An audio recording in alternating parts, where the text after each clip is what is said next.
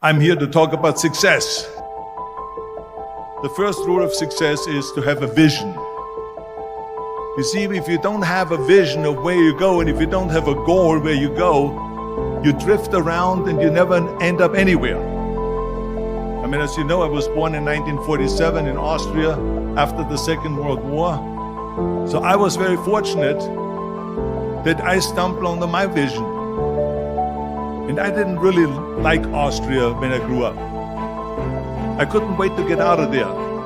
I couldn't see myself becoming a farmer or a worker in a factory or anything like that. Even though my parents wanted me to stay there and have a normal life. But that was their vision, not mine. My vision was totally different. I felt that I was born for something special, for something unique, for something big.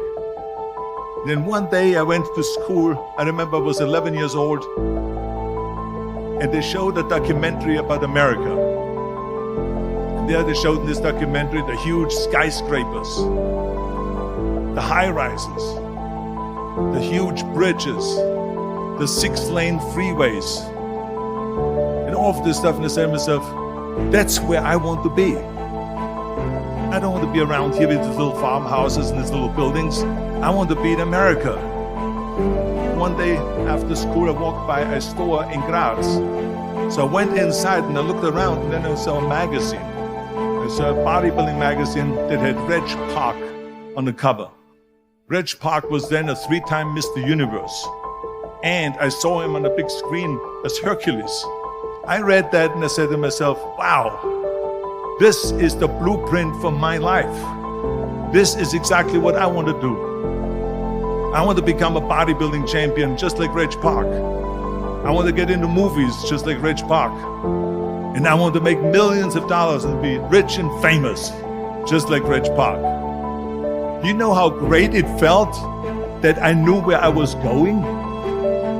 Imagine the majority of people don't know where they're going. I knew where I was going. That I'm going to become this bodybuilding champion just like him. So it was just a question of how do you do it? I was so relieved because when you have a goal, when you have a vision, everything becomes easy. So people always ask me, when they saw me in the gym in the pumping iron days, they say, why is it that you're working out so hard? 5 hours a day, 6 hours a day, and you have always a smile on your face. And I told people all the time, I said, because to me, I am shooting for a goal. In front of me is the Mr. Universe title. So every rep that I do gets me closer to accomplishing that goal, to make this goal, this vision turn into reality. Every single set that I do, every repetition, every weight that I lift will get me a step closer to turn this goal into reality. So I couldn't wait to do another 500-pound squat. I couldn't wait to do another 500-pound bench press. I couldn't wait to do another 2,000 reps of sit-ups. I couldn't wait for the next exercise. At the age of 20, I went to London and I won the Mr. Universe contest as the youngest Mr. Universe ever. And it was because I had a goal. So let me tell you something, visualizing a goal and going after it makes it fun. You got to have a purpose no matter what you do in life. You got to have a purpose. 74% hate their job in America. Now, this is not much different when you come to Europe. The majority of people don't like what they're doing because they're really not doing it because they didn't have a goal and they followed this goal. They just aimlessly drift around, and then all of a sudden there's a job opening, so they get that job because you have to work. But then when you work, it's a chore. It's work. It's not fun. So if you think about only a quarter of the people really enjoy what they're doing in life. That is unbelievable if you think about it. So I felt so blessed that I knew what I was doing. It's like a medical student that studies and knows he wants to become a doctor. You know where to go. And the same thing is also in politics. I remember that in politics, I had a very clear vision that I will be the leader of California. This is as far as I could go because I was not born in America, so I could not run for president. So being the governor of the fifth largest state, I should say the largest state, the fifth largest economy in the world, was for me really the ultimate title, the ultimate accomplishment in politics. So even though people came up to me and says, why don't you go and run for something smaller, you're never gonna make it. I ran for governor, and then 2 months later I became governor of the state of California. Again, because I had a very clear vision what I'm gonna do with California. So that's rule number one, have a vision. Rule number two is, don't listen to the naysayers. Don't listen to the naysayers.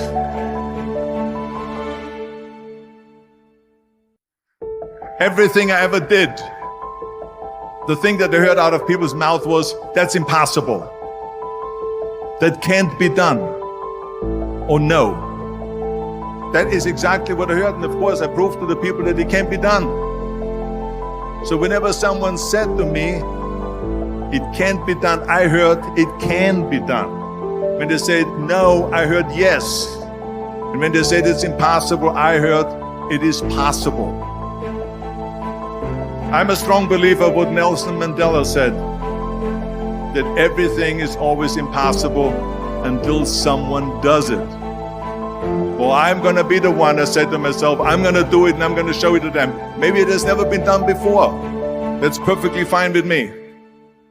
But I'm gonna do it. And I did not listen to the naysayers. It's all about the hard work that you put in. I said to myself, in bodybuilding, I worked out 5-6 hours a day. I'm gonna do the same thing now for acting.